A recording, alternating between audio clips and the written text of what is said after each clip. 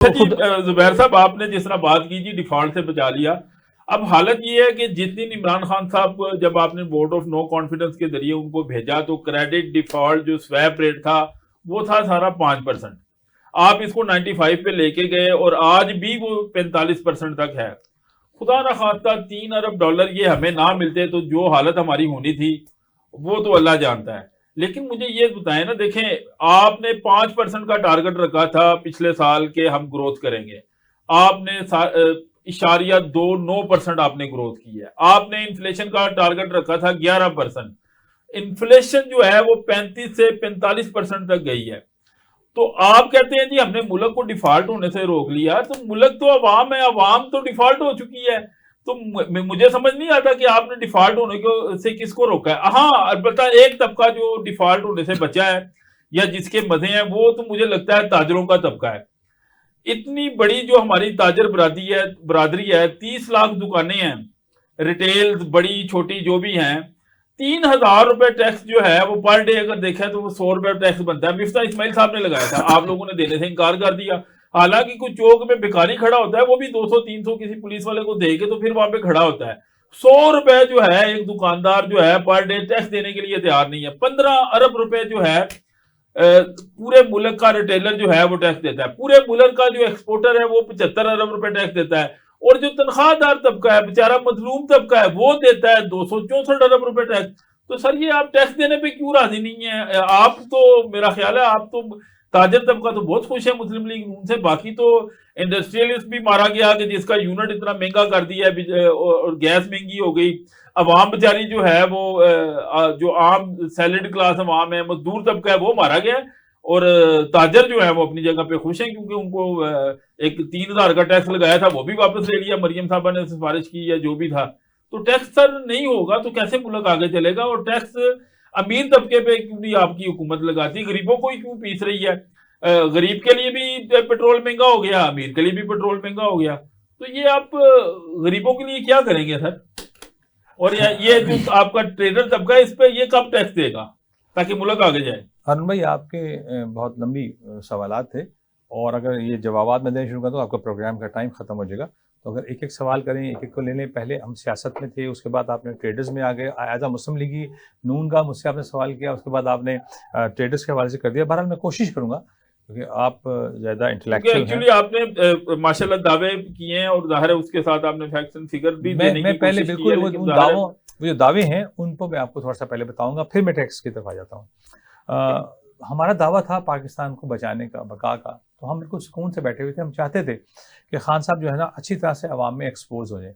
اور میرا ذاتی خیال تھا کہ شاید عمران خان کام کرے گا، لیکن اس نے نواز شریف، شہباز شریف، مریم نواز، حمزہ شہباز، شاہد خاقان عباسی، خواجہ سعد رفیق صاحب، سلمان رفیق کو لے لیں، حنیف عباسی کو لے لیں، رانا ثناء اللہ کو لے لیں، ان تمام کو پابند سلاسل کر دیا.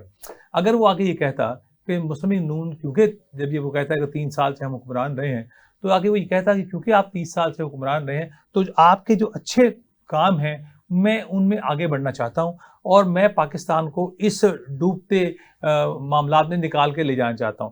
تو بجائے اس کے یہ کرنے کے اس نے تمام کو بند کر دیا، اس لیے کہ میں اکیلا ہوں اور میں سارے معاملات کو دیکھوں. یہ وجہ بنی کہ اکیلا تو بہرحال شوکت خانم بھی نہیں چلا سکے، وہ بھی اکیلا نہیں، ان کا بورڈ بنا ہوا تو وہ چل گیا. یہ تو ایک وہ نقطہ ہے کہ جس میں اس بندے نے پورے پاکستان کی لٹیا ڈبو دی. آپ نے کہا کہ جب ہم آئے اور یہ صورتحال تھی اور اب یہ صورتحال ہے، ایک عام سی بات ہے. ورلڈ بینک نے پیسے بالکل عمران خان کو نہیں دینے تھے. ورلڈ بینک نے صاف جواب دے دیا تھا کیونکہ یہ بندہ ایک اتنے بڑے کیس میں جو ہے نامزد ہے، جو آپ نے بالکل عارف نقوی والی بات وہاں سنی ہوگی کراچی میں، اور وہ گرفتار ہوئے اور انہوں نے بتایا کہ میں نے جو فنڈ بھیجا بل گیٹس سے پاکستان کو کرونا کے لیے، 100 ارب کتنا تھا جو بھی تھا، اس میں سے $34 ملین جو تھے وہ غائب تھے. تو انہوں نے ساری سٹوری آپ کو پتہ ہے، کیس چل رہا ہے عدالت میں امریکہ میں بھی. تو اس نے بتایا کہ میں نے عمران خان کے ذاتی اکاؤنٹ میں دیے اور یہ وہ سارا. تو جب امریکہ نے سب دیکھا تو ایک دن کے لیے بل گیٹس پاکستان تشریف لائے. انہوں نے خان صاحب سے کہا بھی یہ $34 ملین ہیں اور اس طرح سب پیسے آپ نے جو ہے خود ہڑپ کر لیے ہیں، وہ مجھے چاہیے. یہ ایک جو کیس تھا، یہ کیونکہ ان عدالتوں میں معاملہ چل رہا ہے اور ہم لوگ ڈرتے ہیں ان عدالتوں سے. تو پاکستان کی عدالتوں میں وہ جگ سائی ہوتی ہے، پاکستان کی عدالتوں میں اپنے اندر جگ سائی ہو رہی ہوتی ہے. تو جس وقت یہ کیس وہاں چل رہا ہے تو ہم لوگ خاموش تھے. اب تھوڑی تھوڑی آوازیں نکلنی شروع، حالانکہ اس کیس کا بھی فیصلہ نہیں ہوا کہ وہ $34 ملین کہاں گئے تھے. اس کے اوپر آ کے پاکستان کا جو اعتماد تھا دنیا پہ وہ بڑا خراب ہوا. دنیا کے وہ ادارے جو پاکستان کی مدد کرتے تھے انہوں نے فوری طور پہ اپنا ہاتھ روک لیا بشمول ورلڈ بینک کے. اب ورلڈ بینک اس وقت تیار نہیں تھا. میاں محمد نواز شریف کی ذاتی انٹرسٹ کی وجہ سے اور شہباز شریف نے ایم ڈی ورلڈ بینک سے بات کی, آئی ایم ایف کے آپ نے دیکھا جا کے ان سے بات کی, تو پھر جا کے آپ کو یہ پیسے ملے. وہ کس لیے بات کی؟ یہ پیسے مسلم نون کے لیے نہیں لیے گئے تھے, یہ اس ملک کے لیے لیے گئے تھے جس کی نیا مجدھار میں پھنسی ہوئی تھی. ہم نے اپنی ساکھ کو داؤ پہ لگا کے آج جو گالیاں پڑ رہی ہیں, میں کہتا ہوں پڑ رہی ہیں, مہنگائی عروج پہ, پاکستان کو بچاتے یا یہ والا جو گرم ہوا آئی ہے اس کو برداشت کرتے؟ یہ تو نکل جائے گا وقت. اگر خدا نہ خواستہ پاکستان کو کچھ ہو جاتا تو معاملہ بڑا سنگین تھا. تو ہم نے ریاست کو بچائی ہے, سیاست کو نہیں بچایا اپنی. اللہ نے چاہا آپ لوگ جیسے بیٹھے ہیں, میڈیا اویئرنیس دے رہا ہے, لوگ سمجھ رہے ہیں کہ حقائق کیا ہیں, تو یہ پاکستانی قوم جو ہے یہ انشاءاللہ جلد خوشخبری سنے گی اور اس گرداب سے بھی ہم انشاءاللہ جلد نکل جائیں گے. اب تاجروں کے حوالے سے آپ نے کہا جب ملکی معیشت بہت خراب ہوتی ہے تو تاجر طبقہ کیا کرے؟ تاجر طبقہ کما کے دے گا نا. اب ہم نے لبرٹی مارکیٹ کی ہم بات کرتے ہیں, میرا وہاں پہ جو چیئرمین بیٹھا ہے سہیل سرفراز منج بیٹھا, وہ دکانیں, ہمارا ایک ٹرینڈ بھی چینج ہو گیا. ہارون بھائی ایک بہت ظلم یہ ہوا کہ ہم دین سے ہمارا تھوڑا سا ہم پیچھے ہٹ گئے.